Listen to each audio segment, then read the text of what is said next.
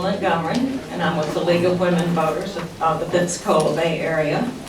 And I'm going to introduce the other members of my committee that puts together the school-to-prison pipeline programs in just a minute.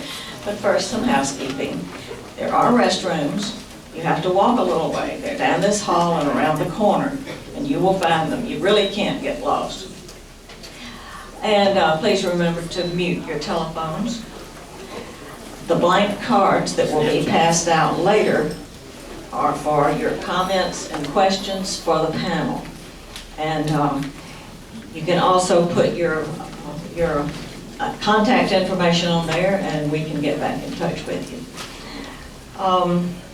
This program is part of a series of programs that started last August, actually. And it's called the School to Prison Pipeline, but it's really a lot more than that. And we are delving into certain areas of that cycle of poverty and prison and more poverty that's going on in America today. The organizations that put together these programs are all nonpartisan. That means they're not Democrat, they're not Republican. They don't advocate for any party or any particular political person. We deal with issues. As individuals now, we may have very strong partisan opinions, but as organizations, we are nonpartisan. The organizations I'm talking about are first the League of Women Voters. We have the co-presidents both here, Ellen Roston, where's Ellen? Wave your hand, good, thanks, and Haley Richards, okay? And the Southern Poverty Law Center. We have several representatives from the Southern Poverty Law Center here. Most of them are going to be up here on the panel. The Coffee Party, Ray Hudkins is the person in contact for that. And the American Civil Liberties Union, Keontae Humphreys is the contact person for that, yeah. And the Race and Reconciliation Group from the University of West Florida Social Work Department, Julie Patton is the contact person for that. But these are the organizations that are working together to put together these programs and call the public attention to things that need to be looked at. Are there any elected officials in the House? Anyone who's already in office? Okay, no? Where are they? Okay, now, are there people who are running for office? I happen to know there are. And I'd like for you to say your name, please. Stephen Speck, running for the U.S. House, and pardon me my appearance, I had a day life. Okay, we're glad you are interested to be here. That's Stephen Speck running for the House. And we have at least one more. Where's Ray? Ray's getting food. All right, Ray. Tell us your name and what you're running for. My name is Ray Guillory, and I'm running for the Florida House District 2. I just made sure my phone was off. Okay, thank you. Now, to get us kind of warmed up here, I'm going to tell you a very short personal story with a moral. The story has a moral. In my house, there's a little short hallway, and there are 3 or 4 doors in that hallway. And there's one door that I almost never, ever open. In fact, there's no light in there. The only thing in that closet is the guts of my air conditioning and heating system.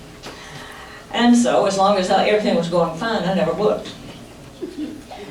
The other day, about a month ago, things weren't going so fine. And so, the door came off and the air conditioner came out, and the lights went on, and I found a total horror story in there. The thing was covered with black mold. The ceiling, the walls, everything. And so, being ingenious, I went online and looked up, and it said, use either bleach or vinegar. Well, I couldn't see me in the closet with bleach, so I got vinegar and a little squirt bottle, and I made streaks in the wall, and I made puddles. But I did not get rid of the mold, so I had to get professionals. The moral of this story is there are dark places where we really need to shine a light.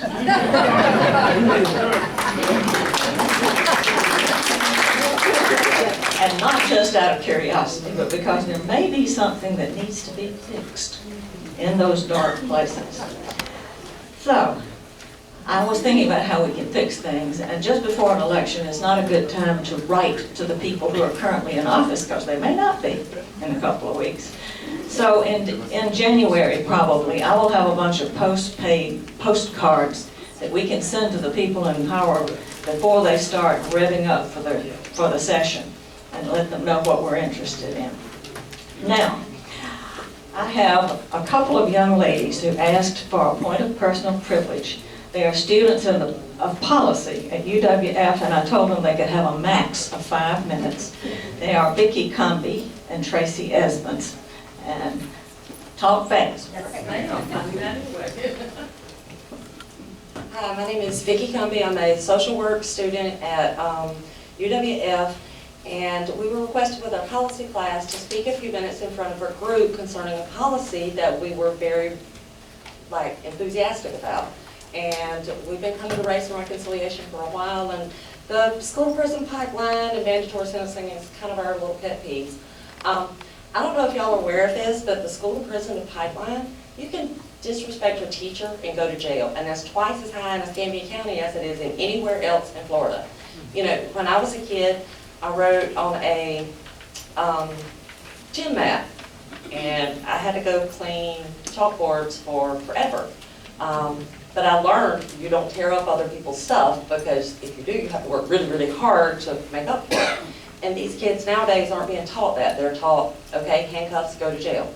Once they go to jail and they get in that system, the recidivism rate is outrageous for people of all ages, because once you go to jail, you get started on a path and you don't know a way out.